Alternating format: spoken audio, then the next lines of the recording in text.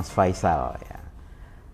Pertanyaannya, bagaimana cara agar raga, hati, dan pikiran saya yang berlainan kehendak itu bisa menjadi sinkron? Ini mungkin juga terkait dengan pertanyaan-pertanyaan sebelumnya. Iya. Itu namanya pluralisme.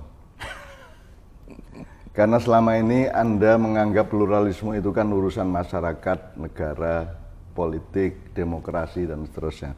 Sesungguhnya setiap person, setiap orang itu plural dalam dirinya. Jadi seseorang itu singular, sebuah singularity. Di dalam singularity itu ada plurality. Jadi di dalam dirimu itu ada macam-macam. Orang Jawa kan sudah merumuskan misalnya ada sedulur papat lima pancer, karena dirimu itu ada 4 misalnya minimum ya. Misalnya Helmi sebagai sarjana, Helmi sebagai suami, Helmi sebagai orang ma'iyah, Helmi sebagai sebagai bapak rumah tangga, Helmi sebagai, itu kan minimum 4 lah, profesi, identitas agama, terus fungsi sosial dan lain sebagainya. Jadi, nah supaya pluralitas ini bermacam-macam, ini kan seperti tali, ini ada dari diri saya ada terulur tali keinginan politik, ada tali keinginan ekonomi, tali keinginan individual, ada keinginan kekeluargaan, ada keinginan macam-macam. Nah kata orang Jawa kan 5 pancer, nah pancernya itu Allah. Jadi ya sudah ini kita punya 4 kambing atau 5 kambing atau banyak kambing dalam diri kita, maka harus ada patokannya, tempat talinya diikatkan. Ya. Jadi tadi kan bagaimana menyingkronkan raga, hati, pikiran yang seringkali itu punya kehendak beda-beda. Ini karena talinya banyak, kambingnya banyak, terus ada patoknya satu, nanti pasti ada peristiwa atau tahap-tahap di mana kambing ini saling silang sengkarut dan bundet tali ini bisa. Nah Anda mungkin sedang mengalami tali itu satu sama lain sedang overlap dan ruwet itu ya, bundeti gitu ya. Tapi itu biasa, hidup yang begitu, apa saja itu begitu. Kan kalau sholat kan 4 rakaat kan ada rakaat pertama, ada rakaat kedua, lah itu hidup itu adalah rakaat-rakaat yang Anda tekun dan sabar mengalaminya dan menjalankannya kan begitu. Ya enggak apa-apa. Nah, pluralitas atau pluralisme di dalam diri Anda itu kan ada pancernya. Nah, sekarang kita lokalisir, kamu apa yang bertentangan apa? Ini talinya yang keserimpet satu sama lainnya apa? Dilokalisir, dispesifikkan masalahmu itu apa, ya kan nanti akan terurai. Kamu akan punya ide untuk mengurai dan memberinya solusi, pasti itu. Tapi kalau kamu melihat global saja, ding sengkarut, kambingnya banyak sekali, terus loncat sana sini, terus tabrakan sana sini, itu berarti kan kita tidak termanage dengan baik, tidak terkelola dengan baik. Itulah sebabnya dalam ma'iyah yang nomor 1 adalah pengelolaan antara hatimu dengan hatimu, hatimu dengan pikiranmu, pikiranmu dengan pikiranmu, dan segala macam dimensi yang ada, dimensi keallahan, dimensi ketuhanan dalam dirimu yang memang irodah dan amarnya sangat banyak. Nah, sudah jelas bahwa patokannya ya Allah, qul huwallahu ahad. Patokannya ya Allah. Jadi sekarang kalau patokannya Allah berarti kamu kan sudah tahu menurut Allah ini baik, ini buruk dan sebenarnya kan semua akan diurai pelan-pelan, akan bisa akan ketemu. Gitu. Jadi kalau melihat yang barusan Mbah Nun sampaikan itu, hati, pikiran, kemudian raga ini sebenarnya bukan komponen yang salah satunya itu lebih unggul atau supremasi atas yang lain, melainkan patoknya ya Mbah, yang dalam hal ini tadi Allah. Terserah talimu tebal kuat atau talimu lemah, tidak ada masalah asal tetap berpegang pada asal ditaleni ya. Jadi yang namanya iman dan takwa itu kan menaleni tali yang berjulur-julur itu di satu patokan gitu. Wa'tasimu bihablillah itu. Jadi tidak ada urusan egoisme, dan ini nanti akan sampai kepada Anuhel. Nah, kamu itu mau cari yang enak apa cari yang baik? Kan gitu. Kan kalau di ma'iyah gini, seenak apapun kalau tidak baik tidak akan saya lakukan, dan setidak enak apapun kalau itu baik saya lakukan. Kan begitu. Itu prinsip wa'tasimu tadi itu. Nah, jadi ini masalahmu apa sekarang? Kamu urai satu persatu dikit-dikit, nanti kan ketemu. Karena tanpa belajar, tanpa pengajian, tanpa sekolah Islam pun Anda secara naluriah dan secara akal sejati Anda akan tahu ini baik, ini buruk, ini tepat, ini tidak tepat, insya Allah. Kalau nanti ada tahap di mana engkau tidak bisa, masih ragu-ragu terhadap suatu hal, ya istikharah. Kan begitu. Oke, jadi dengan menyadari segala sesuatunya harus diikatkan, dari setiap komponen tadi diikatkan ke patok Allah Subhanahu wa Ta'ala, semua konflik tadi itu di antara raga, hati, pikiran pasti akan sinkron ya.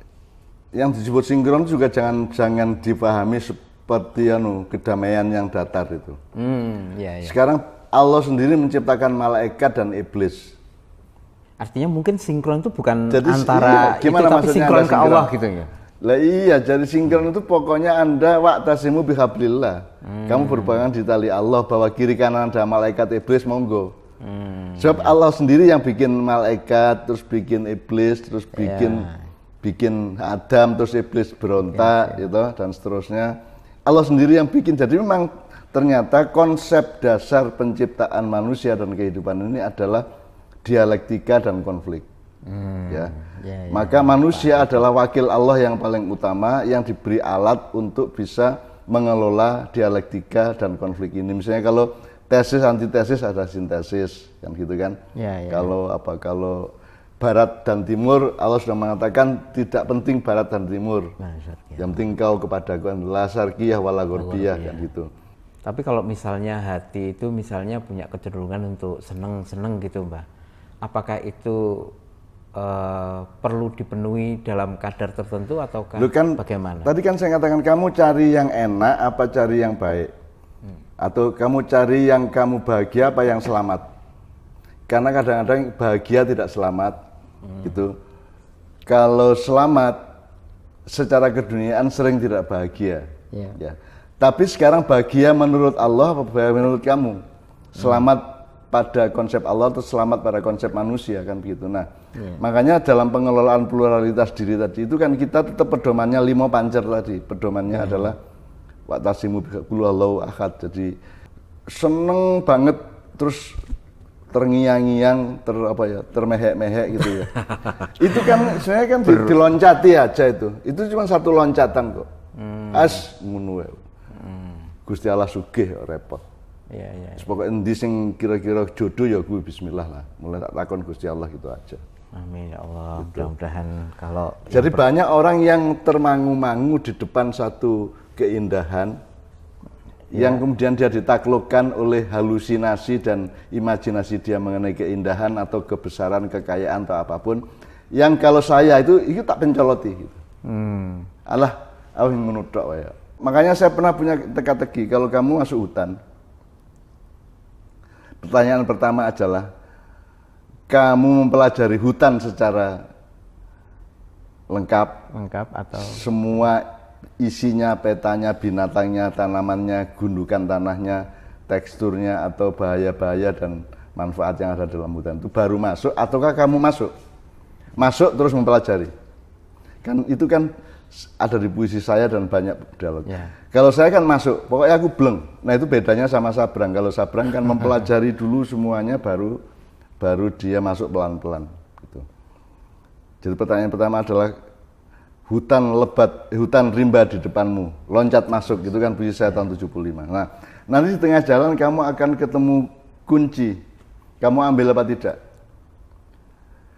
Itu tergantung imajinasimu. Kalau manfaat pragmatisnya kunci, ya nggak ada. Untuk apa kunci ini? Dimakan nggak bisa, gitu. Dijadikan alat beli nggak bisa, gitu. Tapi ada orang yang berpikir mungkin suatu hari nanti saya akan ketemu lemarinya atau apanya yang kunci ini bisa dipakai untuk membuka, bisa juga. Nasib tuh kayak gitu. Makanya itu namanya investatif. Jadi orang yang pragmatis dan orang yang hanya berpikir laba sesaat sehingga dia pragmatis, maka kunci itu tidak diambil. Tapi kalau orang yang investatif, dia melihat bahwa kemungkinan itu banyak. Bisa jadi nanti saya ketemu box atau lemari atau truk yang ada yang dibutuhkan kunci, ternyata ini kuncinya juga bisa. Jadi itu pokoknya saya invest aja, saya ambil kuncinya. Itu kedua ya. Ketiga, nanti kamu ketemu pohon yang rubuh, ambruk, ya. gede banget, malang. Nah, saiki masalahnya, pertanyaannya adalah kamu ini manusia jenis apa? Kamu mau keliling sampai ujung atau pangkalnya pohon baru ke sana, ataukah kamu loncat aja? Nah, itu tergantung kepribadianmu, tergantung temperamenmu, dan tergantung watakmu. Nah, itu pelajarilah dari Allah. Ada manusia, kalau bahasa saya, ada manusia Abu Bakar yang sangat kultural, ada manusia Umar yang radikal, ada manusia Utsman yang menimbang-nimbang, dan ada manusia Ali yang cespleng. Cespleng. Nah, kalau saya ada pohon itu tak loncati. Gak akan regen, tak pencoloti aja. Coloti itu masuk kategori cesplong tadi itu? Saya? Ya. Aslinya saya aslinya begitu. Aslinya saya teroris. Aslinya saya radikalis. Aslinya saya itu di dalam diri saya itu ada gemuruh keinginan untuk memberesin semua ini, dan saya pakai kekerasan. Karena hanya satu yang bisa dipakai, itu kekerasan. Harus dipaksa. Tidak bisa orang dihimbau, tidak bisa orang direkomendasi, tidak bisa orang diminta untuk insaf, diberi peringatan, tidak bisa. Sekarang harus dipaksa, ditekek gulune, dibanting gitu. Nah, kalau negara itu artinya harus diapakan, monggo gitu ya. Tapi aslinya saya begitu, tapi karena saya mempelajari hutan secara keseluruhan, sehingga kalau pohon itu bisa saya loncati, tapi kalau negara kan belum bisa saya loncati. Makanya saya tidak melakukan apa-apa sebagaimana yang pernah saya lakukan di akhir tahun 2000, misalnya reformasi atau ketika Gus Dur atau siapapun, karena saya melihat hutan secara keseluruhan. Karena ada nanti pertanyaan keempat ya, ini tadi kan ketiga ya. Yang keempat itu, karena kamu lelah jalan di hutan, haus, capek, loyo, tiba-tiba ada danau. Nah, pertanyaannya adalah apa yang kamu lakukan setelah melihat ada danau? Nah, ada orang yang pokoknya langsung ambios, biur gitu. Ada orang yang alhamdulillah ada danau, terus dia tetap berada pada jarak, terus dia minggir, terus sikile disentuh-sentuhkan ke pinggiran danau di air itu. Jadi ada tipe-tipe orang berbeda-beda. Saya kalau dalam soal danau, saya tipe orang yang kedua. Jadi saya tidak mungkin ambius biur, tidak mungkin. Wong saya sudah mendapatkan rahmat yang luar biasa dengan ada danau, kan harus cukup toh ya. Bahwa saya memanfaatkannya harus dengan manajemen dan irama. Sehingga saya mungkin tak delok-delok sik, tak jemok-jemok sik banyune gitu. Saya tidak langsung ambius gitu. Nah, orang yang pada umumnya kan langsung ambiur gitu kan. Langsung ambiur karena melampiaskan. Nah, saya kan sangat hati-hati, saya tidak mau hidup melampiaskan. Karena melampiaskan itu alatnya adalah nafsu. Sementara kalau Allah itu menyuruhnya melalui agama adalah mengendalikan atau menahan gitu kan. Makanya kita disuruh puasa Ramadan untuk latihan bahwa hidup itu menahan diri, hidup itu mengendalikan bukan melampiaskan gitu. Itu yang melebar-lebar sampai ke sana ya. Terima kasih, juga mohon maaf ini tadi melebar karena saya juga numpang bertanya.